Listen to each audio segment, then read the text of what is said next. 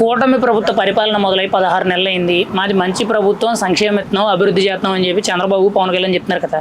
అసలు ఎలా ఉంది సార్? అసలు పరిపాలన ఏ విధంగా ఉంది? మీకు అన్నీ అందుతున్నాయా లేదా?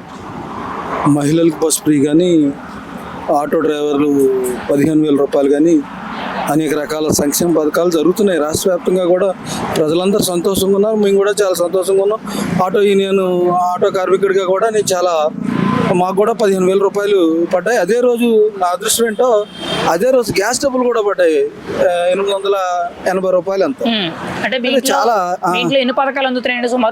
సుమారు 4-5 పథకాలు అమ్ముతున్నాయి. మా పిల్లలు నాకు ఇద్దరు పిల్లలు, వాళ్ళిద్దరికి ఇద్దరు పిల్లలు, మగ పిల్లలకి ఇద్దరు ఆడపిల్లలు.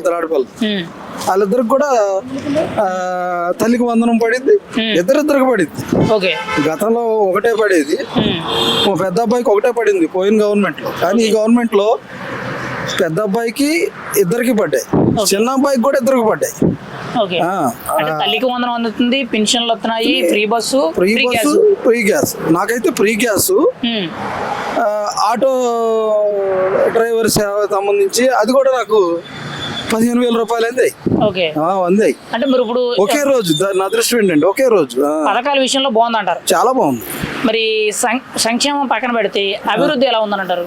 అభివృద్ధి ఏమంటే నిన్న గూగుల్ అనే సంస్థ వచ్చిందంట వైజాగ్.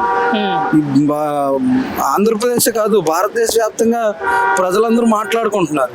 అది చాలా అద్భుతమైన పథకం, కంపెనీగా అందరూ కూడా చెప్పుకుంటున్నారు. చాలా పెద్ద కంపెనీ, చాలా సంతోషం.